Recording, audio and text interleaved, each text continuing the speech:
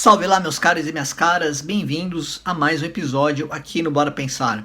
Para você que não me conhece ainda, meu nome é Rubem Volela, eu sou filósofo e o Bora Pensar é um canal dedicado à filosofia e reflexão filosófica.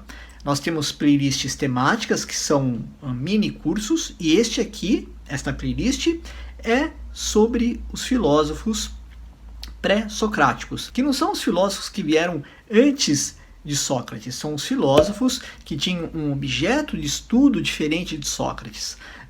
Os filósofos pré-socráticos são conhecidos como os filósofos da natureza. São os primeiros filósofos que rompem com a mitologia e começam a explicar a origem e o funcionamento da natureza, olhando para a própria natureza. Este episódio específico eu não ia fazê-lo, mas por que eu o fiz? Fiz porque eu deixei uma pendência no episódio do culto a Orfeu e um colega nosso gostou do episódio, mas me chamou a atenção para um equívoco meu.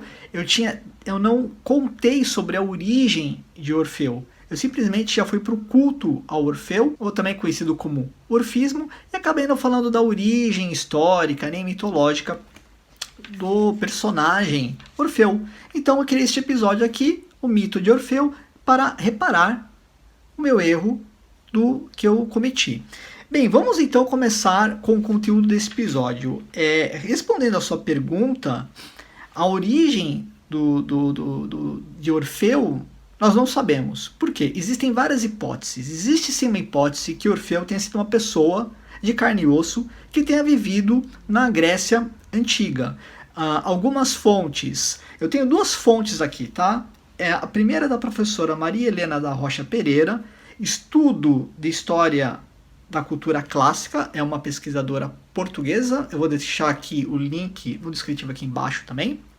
Ela foi bem bacana se você gosta de Grécia Antiga. E a minha outra fonte é esse livro aqui, A História da Filosofia Ocidental, do filósofo Bertrand Russell, que tem sido o nosso condutor na história da filosofia ocidental, que é um dos objetivos aqui do canal do Bora Pensar. Então, essas fontes me dizem o seguinte, que Orfeu, caso ele tenha existido, né, uma pessoa, ele tenha vindo, a primeira hipótese, da região da Trácia. A região da Trácia era uma região que ficava ali na Grécia continental e que os gregos desprezavam. Desprezavam porque eles achavam os trácios um povo muito bárbaro. Inclusive, o culto de Dioniso veio desta região. Romeu, eu não sei o que é culto de Dioniso.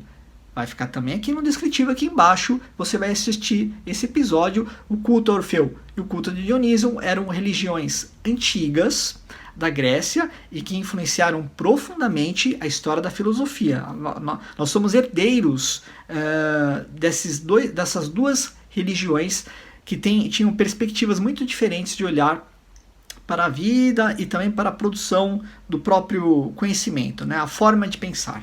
Bom, primeira hipótese, então, Orfeu, o culto relacionado ao seu nome, tem vindo ali da região da Trácia. Segunda hipótese histórica, que o culto de Orfeu, ou o próprio Orfeu tem vindo da região de Creta. Por quê? O Russell diz que essas histórias que são muito presentes no orfismo, como, por exemplo, transmigração das almas, isso muito provavelmente tenha sido influência do povo egípcio. E onde que entra Creta nisso? Creta, existia uma civilização ali que era a cultura minoica. Essa cultura minoica é uma das civilizações que depois vão ser incorporadas por vários povos que invadem ali a Grécia e acabam absorvendo várias culturas. Entre as culturas que foram absorvidas é a cultura minoica, que era ali onde fica hoje a ilha de Creta. E a civilização minoica, eles tinham um laço comercial e cultural muito estreito com o povo egípcio. Eu já coloquei no culto a Orfeu, vou colocar de volta a foto. Eu tive o prazer de conhecer a cidade de Knossos, o palácio de Knossos, que era onde ficava ali, né, o centro dessa cultura minoica. É muito interessante e eu percebi uma semelhança na arte que é pintada, né, nas paredes, no que sobrou, lembra um pouco, sim, o Egito. E como eles tinham esse laço comercial e cultural muito forte, é muito provável que essas ideias, que não eram ideias ali da Trácia, tenham vindo do Egito para Creta e depois de Creta foram absorvidos pelos eólios, pelos aqueus e outros povos que invadiram ali a região da Grécia. Então esta é a segunda hipótese, mas são hipóteses, tá? A gente não tem como confirmar elas porque não há muito registros, há poucos registros históricos mesmo que sobreviveram. Você tem muitos relatos, mas são relatos já muito tardios sobre todas essas hipóteses. E o terceiro elemento que eu acho que nós podemos trazer aqui para falar da origem de Orfeu é a parte mitológica, mas eu já adianto que esta parte mitológica também não se há uma prova concreta de que o mito esteja relacionado com o culto a Orfeu ou com o orfismo. Tá? Tem o nome de Orfeu, há uma possibilidade de que o mito esteja relacionado com o orfismo, mas também não se há uma prova cabal de que realmente foi esse mito que deu origem ao culto de Orfeu e ao orfismo. Vamos então falar do mito. O mito é o seguinte: Orfeu, na mitologia grega, ele era filho do deus Apolo e da musa Calíope. E Orfeu, ele tinha um talento assim singular para a música. Ele tinha um instrumento que se chamava lira, é um instrumento de cordas. Inclusive, quem deu a lira para ele foi o seu pai, Apolo, que tinha um carinho muito especial por esse filho, né, pelo Orfeu. E Orfeu acrescenta mais 2 cordas, e a lira fica com 9. Ele acrescentou as 2 cordas em homenagem às musas, que eram 9, e a sua mãe, Calíope, era uma musa.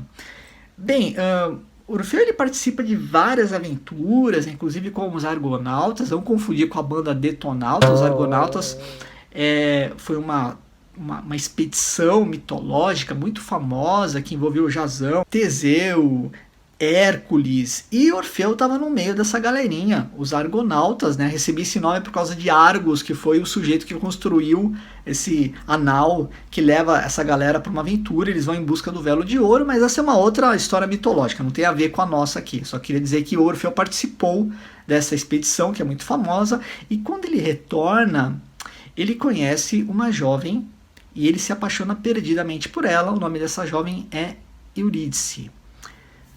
Orfeu ali completamente apaixonado, só que acontece uma tragédia. Eurídice é picada por uma cobra e ela vai parar no reino de Hades, que é o submundo, era onde as almas das pessoas iam depois que elas morriam, tá? Era o reino de Hades. Orfeu fica inconformado, muito, muito triste, inconsolável, e daí ele resolve tomar a seguinte decisão. Ele vai até o reino de Hades e vai tentar trazer Eurídice de volta para a vida. Só que não é fácil, né, você chegar no reino de Hades. Para começar, tinha um cachorro de 3 cabeças, o Cérbero, que guardava ali o reino de Hades. Mas Orfeu vai cantando, né, com o seu instrumento.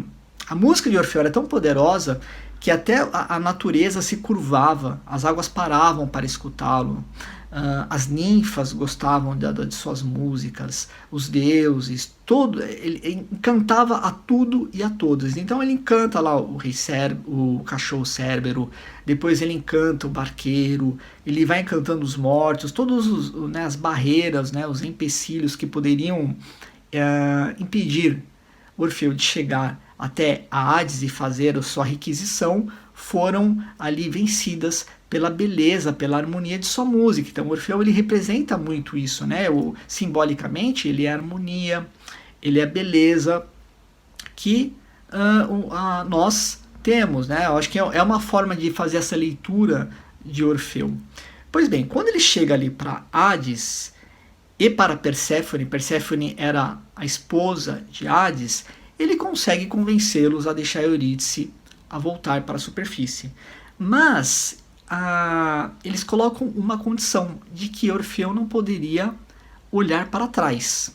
Então foi o seguinte, ó, Orfeu, você vai voltar para a superfície e Eurídice vai com você. Só que você não vai poder olhar para ela até que você chegue na superfície. Então eles vão indo, né? Orfeu na frente e Eurídice atrás. Então imagina, né? Ele está desesperado, apaixonado ali, querendo beijá-la, dar um abraço, mas ele não podia. E eles vão indo, vão indo, vão indo. Quando eles chegam ali perto da superfície, né? Um passinho de botar o pezinho para fora, Orfeu comete um grande erro. Ele olha para trás para ver se Eurídice estava atrás dele. E daí Eurídice, ela é tragada de novo para o reino dos mortos. E todas as entradas possíveis que Orfeu poderia ter acesso para voltar são fechadas de forma definitiva. Orfeu fica muito triste, muito deprimido. Ele vai parando de tocar a sua música. As fontes dizem que ele para de se interessar pelas moças e só assim, começa a se interessar somente pelos rapazes. E as bacantes, que eram as ninfas adoradoras de Dioniso, começam a ficar de saco cheio porque ele não dá mais bola para nenhuma mulher. E ele também não quer mais tocar as músicas, e elas gostavam muito das músicas dele, até que elas ficam assim enfurecidas e elas armam lá uma situação e matam Orfeu, dilaceram o seu corpo, só sobra a cabeça, que depois vai parar no oráculo de Lesbos, se não me falha a memória. E essa é a história do mito de Orfeu.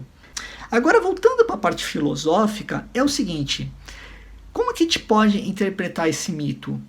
O mito, ele é assim, ele é uma narrativa lendária que tem como objetivo a transmissão de valores sociais, culturais, mesmo pedagógicos, de como que a natureza funciona, as origens da natureza. Um mito, ele não é algo feito do nada, né? A pessoa não tinha intenção nenhuma. Existe uma intenção pedagógica em todos os mitos. Existe uma estrutura subjacente ali que você precisa extrair. Não é fácil fazer uma interpretação de mitos. Tem filósofos, historiadores que só estudam mitos. Uma interpretação aqui minha, singela, minha, é a seguinte, que eu acho que a gente pode fazer para interpretar esse mito de Orfeu, independente se ele está relacionado com o orfismo ou não, é o ato dele olhar para trás. Eu encaro este ato específico como uma imprudência de Orfeu. Quando ele olha para trás, ele foi imprudente, porque a pessoa que é prudente, ela avalia os riscos, não é? Então ele se deixou dominar pela paixão. Eu acho que essa parte da imprudência está muito relacionado com o orfismo, porque o culto de Orfeu era um culto que dizia o seguinte, que você deveria limpar a sua alma para que você não precisasse mais renascer. Existe a ideia de que você precisa ter um comportamento ascético, ou seja, de privação de prazeres que possam poluir a sua alma, e desta forma você possa ascender para um plano superior e não precisar mais voltar aqui e renascer. De qualquer forma, no culto de Orfeu, você precisa ser uma pessoa prudente e previdente. Orfeu não foi prudente e também não foi previdente, né? Porque se ele tivesse segurado a onda, tivesse sido prudente, ele também seria uma pessoa previdente de pensar que ele teria Eurídice consigo e poderia viver com ela muitos e muitos anos. Quer dizer, ele se deixou dominar totalmente pela paixão.